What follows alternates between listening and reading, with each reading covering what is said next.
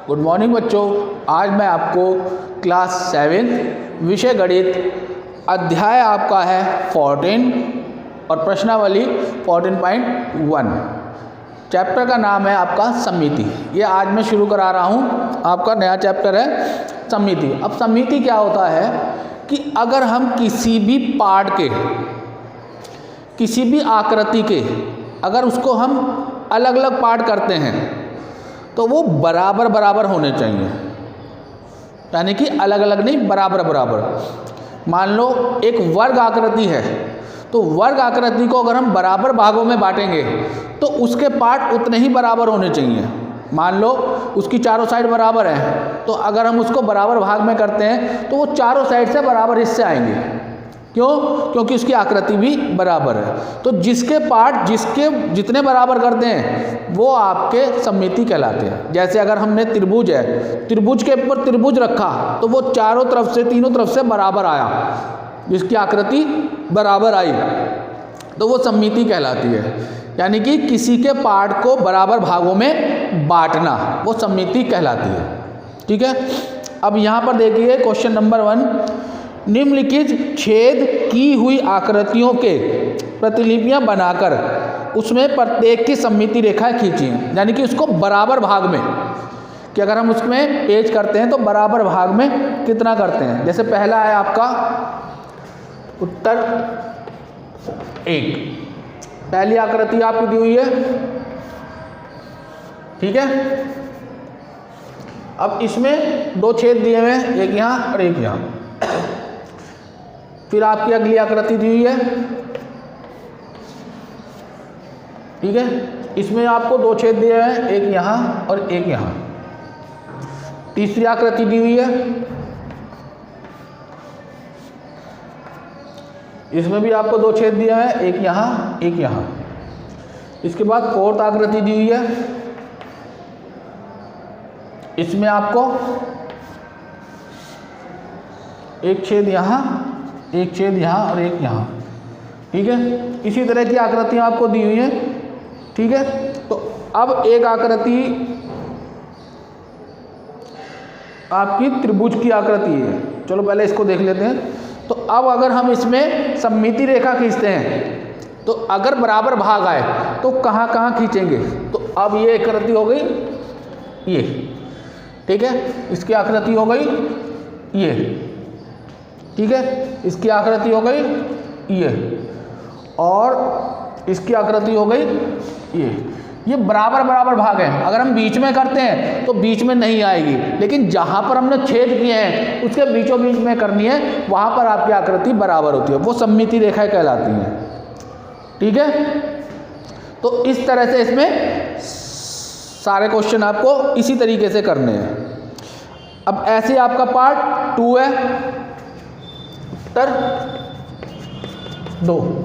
अब उत्तर 2 में आपको आकृति बनी हुई दे रखी है, उसमें नीचे सममिति रेखा खींची हुई है, लेकिन अन्य छेद को ज्ञात करना है। तो जहाँ पर सममिति रेखा खींची हुई है उसके बराबर में ही छेद आपको करना है। जैसे आपकी पहली आकृति दे रखी है। ठीक है। इस आकृति में यहाँ पर आपको सममिति रेखा, एक छेद यहाँ दिया हुआ है। दूसरे वाले में आपकी यहाँ सममिति रेखा दी हुई है और यहाँ आपको छेद दिया हुआ है। ठीक है। उसके बाद त्रिभुज की आकृति दी हुई है, यहाँ छेद दिया हुआ है, यहाँ इसमें सममिति रेखा दी हुई है, और उसके बाद सममिति रेखा यहाँ दी हुई है और यहाँ छेद दिया हुआ है। तो यहाँ पर छेदों की आकृति इसके साथ लिखनी है, तो यहाँ पर इसके साथ आ जाएगा, यहाँ इसके साथ आ जाएगा, यहाँ इसके साथ और यहाँ इसके साथ। तो छेद वहीं आएगा जहाँ पर सममिति रेखा खींची गई है। क्लियर है? तो इस तरह से आपको ये कंप्लीट करना है। अब ऐसे ही आपका आंसर 3, आंसर 3 में आपको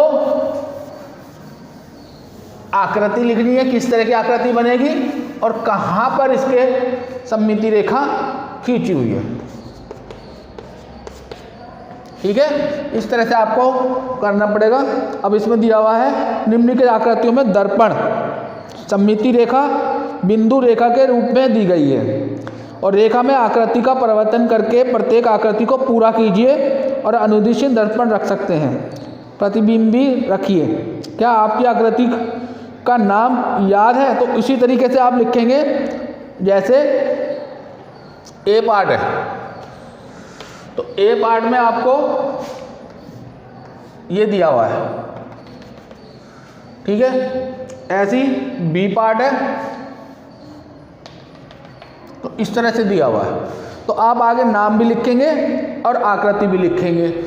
तो अब मैंने अगर दो आकृति बनाई है तो इसको कंप्लीट अगर मैं करता हूँ तो इधर से ये आ जाता है, इधर से ये आ जाता है।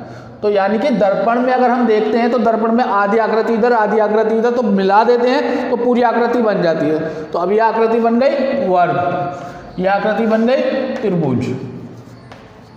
क्लियर है? तो इस तरह से आपको ये क्वेश्चन करने हैं। बाकी के क्वेश्चन इसके आगे के अपने आप करेंगे, जो मैं छुड़वा रहा हूँ वो आपको स्वयं करने हैं। अब क्वेश्चन नंबर 7,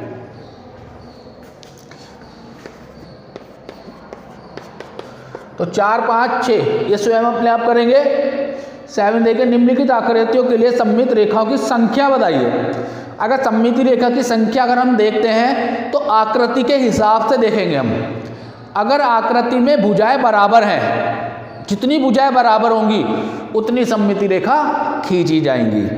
अगर मान लो समबाहु त्रिभुज है, सम का मतलब बराबर, त्रिभुज का मतलब 3 भुजाओं वाला, अगर ये भुजाएं बराबर हैं, ठीक है, ए पार्ट बता रहा हूं मैं। तो अब ये समबाहु त्रिभुज है, तीनों भुजाएं बराबर हैं, ठीक है। तो तीनों भुजाएं बराबर हैं तो इसमें कितनी सममिति रेखा खींची जाएंगी? 3 सममिति रेखा। तो यानी कि एक इसको आधा कर सकते हैं, एक इसको आधा कर सकते हैं और एक इसको आधा कर सकते हैं। क्लियर है? कॉर्नर से तो ये तीनों तरफ से बराबर किया जाएगा, ठीक है। ऐसे ही आपकी एक समद्वि बाहु त्रिभुज। अब समद्वि बाहु में 2 भुजाएं बराबर होंगी कोई सी भी, तो हम ये और ये कर लें, ये अलग है। तो अगर हम इसकी आकृति देखते हैं तो आधी इधर से जाएगी और आधी इधर से जाएगी, क्योंकि ये त्रिभुज की भुजा अलग है। तो इसीलिए यहाँ पर सिर्फ 2 सममिति रेखा खींची जाएंगी, क्योंकि 2 भुजाएं बराबर हैं। 2 सममिति रेखा, ठीक है। तो ए और बी की आकृति ऐसी बन जाएगी। अब विषमबाहु त्रिभुज जिसकी तीनों भुजाएं अलग अलग हैं, तो इसमें कोई सममिति रेखा नहीं खींची जा सकती, तो 0। तो इस तरह से मैं इनके आंसर लिख देता हूं, आकृति के हिसाब से आप अपने आप करेंगे। A B C D E F G H, उसके बाद आई जी। मैं इसके आंसर सामने लिख रहा हूं आकृति के हिसाब से। सी है 0, डी है 4, ई है 2, एफ है 2, जी है 0, एच है 0, आई है 6 और जे है अनियमित, यानी कि अनगिनत, कितनी भी खींच सकते हैं, अनगिनत, ठीक है। तो इस तरह से आपको ये क्वेश्चन करने हैं। और क्वेश्चन नंबर 8, 9 और 10 इसको आप स्वयं करना। वर्णमाला के हिसाब से आप कितनी सममित रेखा खींच सकते हैं, कौन सी वर्णमाला में कौन सी सममिति रेखा खींच सकते हैं। 9 में आपके आकार दिए हुए, कोई से भी आकार होंगे जिसमें कोई सममिति रेखा नहीं खींची जा सकती, तो वो आकार के बारे में लिखना है। और समद्विबाहु त्रिभुज और वृत्त में किस तरह से सममिति रेखाएं खींची जा सकती हैं। तो यहाँ पर आपकी एक्सरसाइज यानी कि अध्याय 14 सममिति प्रश्नावली 14.1, ठीक है। तो ये जो क्वेश्चन मैंने नहीं कराए हैं वो आपको स्वयं अपने आप करने हैं, ठीक है। Thank you.